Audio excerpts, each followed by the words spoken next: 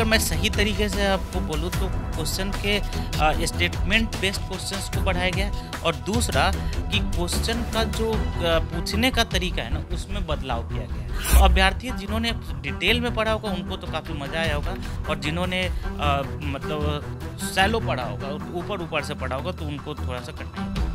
काफ़ी बेहतर है ऐसे स्टूडेंट्स के लिए जिन्होंने पूरे सिलेबस को अच्छे से पढ़ा है, एनसीईआरटीज़ पढ़ा है, बेसिक बुक्स को पढ़ा है। हाँ, उन अभ्यर्थियों को थोड़ा सा मुश्किल का सामना करना पड़ा होगा जो कि आप वन लाइनर बुक्स वगैरह को पढ़ के गए हो तो थोड़ी मुश्किल का उनको सामना करना पड़ा।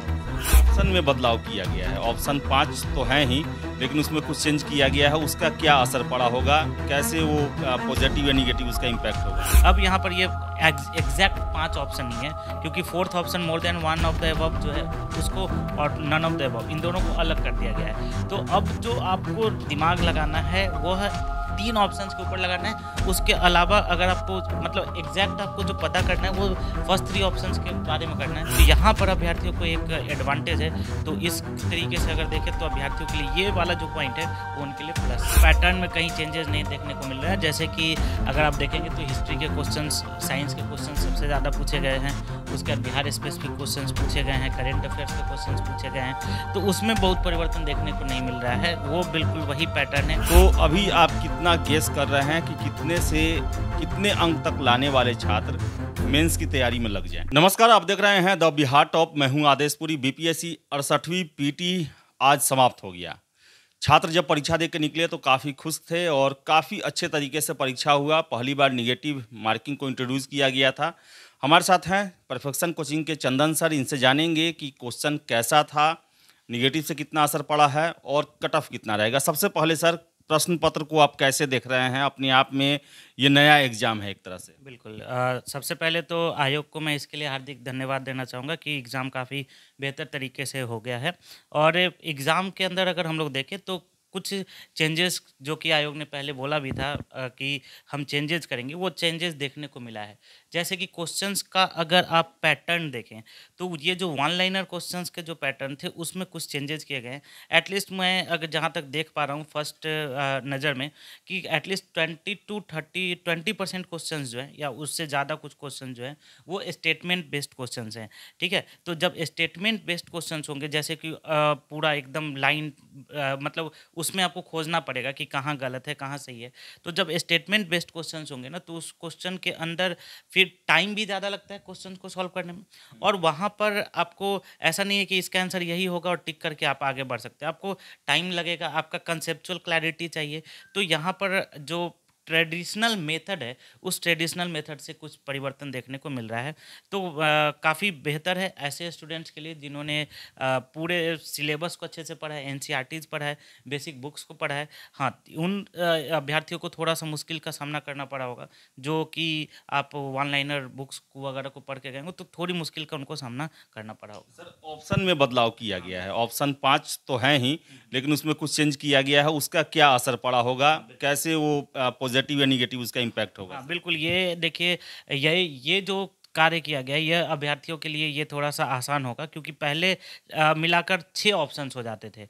अब यहाँ पर ये एग्ज़ैक्ट 5 ऑप्शन नहीं है क्योंकि fourth option more than one of the above जो है उसको और नन ऑफ द अबव इन दोनों को अलग कर दिया गया है। तो अब जो आपको दिमाग लगाना है वो है 3 ऑप्शंस के ऊपर लगाना है। उसके अलावा अगर आपको मतलब एग्जैक्ट आपको जो पता करना है वो फर्स्ट 3 ऑप्शंस के बारे में करना है। अन्यथा वो फोर्थ और फिफ्थ ऑप्शन जो है वो पहले फिफ्थ में ही होता था। तो पहले 6 ऑप्शन होते थे। तो यहाँ पर अभ्यर्थियों को एक एडवांटेज है। तो इस तरीके से अगर देखें तो अभ्यर्थियों के लिए ये वाला जो पॉइंट है वो उनके लिए प्लस पॉजिटिव रूप में जाएगा। ठीक है, तो हाँ, ये उनके लिए पॉजिटिव रूप में जाएगा। सर, ये क्वेश्चन जो पूछने का जो पहले पैटर्न चलता था कि सबसे ज़्यादा होता था बिहार बेस्ड, फिर से हिस्ट्री होता था, करंट अफेयर होता था, अब क्या अभी भी क्या वही पैटर्न रखा गया है या उसमें भी चेंजेस हुआ है? उस पैटर्न में कहीं चेंजेस नहीं देखने को मिल रहा है। जैसे कि अगर आप देखेंगे तो हिस्ट्री के क्वेश्चंस, साइंस के क्वेश्चंस सबसे ज़्यादा पूछे गए हैं। उसके बाद बिहार स्पेसिफिक क्वेश्चंस पूछे गए हैं, करंट अफेयर्स के क्वेश्चंस पूछे गए हैं। तो उसमें बहुत परिवर्तन देखने को नहीं मिल रहा है। वो बिल्कुल वही पैटर्न है। हिस्ट्री में क्वेश्चंस, करंट अफेयर्स में क्वेश्चन, साइंस में क्वेश्चन, फिर ज्योग्राफी और फिर आप पॉलिटी के अंदर क्वेश्चंस देखेंगे तो वो बिल्कुल पैटर्न वैसा ही है। अगर मैं सही तरीके से आपको बोलूँ तो क्वेश्चन के स्टेटमेंट बेस्ड क्वेश्चंस को बढ़ाया गया है और दूसरा कि क्वेश्चन का जो पूछने का तरीका है ना उसमें बदलाव किया गया है। जैसे कि क्वेश्चन जो है पहले जैसे एक एग्जांपल मैंने अभी ज्योग्राफी का क्वेश्चन देख रहा था, तो पहले ये बराबर क्वेश्चन पूछते थे कि प्रोजेक्ट टाइगर कब लागू किया गया, ठीक है? और इस बार ये क्वेश्चन पूछे हैं कि 1973 में एक प्रोजेक्ट आया था, ठीक है? और वो जो प्रोजेक्ट था वो किस चीज़ से रिलेटेड था? मैं आपको बता दूं कि निम्नलिखित में से कौन सा विश्व में सुप्रचारित वन्यजीव अभियान है जिसे 1973 में शुरू किया गया था। तो ये क्वेश्चन पूछने का तरीका जो है ना उसमें बदलाव है। जैसे पहले क्वेश्चन ये पूछते थे कि सिंधु नदी की कौन कौन सी सहायक नदियां हैं, अभी इस बार पूछा कि सिंधु नदी में अफगानिस्तान की कौन सी नदी जुड़ती। तो देखिए यही जो चीज़ें हैं ना यही चीज़ें क्वेश्चन को टफ बनाती है, तो और क्वेश्चन को थोड़ा सा सोचने पर मजबूर करती है। तो अभ्यर्थी जिन्होंने डिटेल में पढ़ा होगा उनको तो काफ़ी मज़ा आया होगा, और जिन्होंने मतलब शैलो पढ़ा होगा, ऊपर-ऊपर से पढ़ा होगा, तो उनको थोड़ा-सा कठिनाइयों का सामना करना सर आप इतने सालों से सर बीपीएससी का पढ़ा रहे हैं, ये प्रश्न पत्र देखने के बाद अभी तो बहुत ज़्यादा फीडबैक आपको छात्रों से नहीं मिला होगा, वो तो कल शाम या परसों तक पूरा हो पाएगा। तो अभी आप कितना गेस कर रहे हैं कि कितने से कितने अंक तक लाने वाले छात्र मेंस की तैयारी में लग जाएँ? बिल्कुल। देखिए अभी बहुत जल्दबाजी होगी कहना, बट फिर भी जहाँ तक मेरे पास अभी तक स्टूडेंट्स के कॉल आए हैं और जहाँ तक हमने अभी तक क्वेश्चंस को भी देखा है, सॉल्व किया है, तो अगर 100 मार्क्स तक आ रहे हैं किसी भी अभ्यर्थी को, क्योंकि नेगेटिव मार्किंग भी है, तो अगर 100 नंबर तक आ रहे हैं किसी भी अभ्यर्थी को, तो निश्चित रूप से उन्हें मेंस की तैयारी में तन-मन से लग जाना चाहिए। निश्चित रूप से मेरे अनुसार कॉल आएगा। ऐसे तो फिर आगे, क्योंकि पिछली बार भी ऐसा हुआ कि हम लोग 105 108 प्रिडिक्ट कर रहे थे, 113 कट ऑफ चला गया था। तो लेकिन फिर भी हाँ, 100 के आसपास है, तो आपको तैयारी शुरू कर देना चाहिए। क्यों मुझे सर लगता है कि 90 प्लस वालों का क्या कहना है? बहुत सारे लोग जो हमको मिले हैं, बात भी किए हैं, वो कह रहे हैं कि हमारा 90 के आसपास हो रहा है, हम क्या करें? हाँ, नहीं 90 के आसपास है। देखिए पहले तो अभी आप सोच रहे हैं 90 के आसपास, वो जो अभी 110 सोच रहे होंगे वो घटकर 100 के पास आ जाएँगे, ठीक है? क्योंकि कई सारी ऐसी मिस्टेक्स हैं जो आप अभी उसको कंसीडर नहीं कर रहे होंगे, ठीक है? क्वेश्चंस में नहीं पूछा होगा, आपने हाँ सोचकर बनाया होगा, तो वो 4-5 10 नंबर क्वेश्चन आगे पीछे होता है, इसमें कहीं से कोई ये चेंजेस नहीं है। लेकिन हाँ, फिर भी अगर 90 के आसपास आप सोच रहे हैं कि आपको 90 के आसपास आ रहा है, तो आप एक बार शुरू करें, प्रिपरेशन एटलीस्ट शुरू करें, क्योंकि जहाँ तक मुझे पता है कि अगला प्रीलिम्स होने में टाइम है, तो इतना लंबा टाइम तो प्रीलिम्स की तैयारी कर नहीं सकते हैं। तो आप अभी मेंस की तैयारी शुरू करें। इस बार होता है तो वेल एंड गुड, अगर नहीं होता है तो नेक्स्ट वाले मेंस के लिए आपके पास एक बेस रहेगा, क्योंकि अब जिस तरीके से आयोग एग्ज़ाम ले रहा है वो प्रीलिम्स और मेंस के बीच में बहुत ज़्यादा गैप नहीं दे रहा है। तो एटलीस्ट अब तो अभ्यर्थियों को अपना तैयारी करने का मोड चेंज करना ही पड़ेगा। अब प्रीलिम्स और मेंस को अलग-अलग तरीके से तैयारी ऐसे भी नहीं कर सकते आप।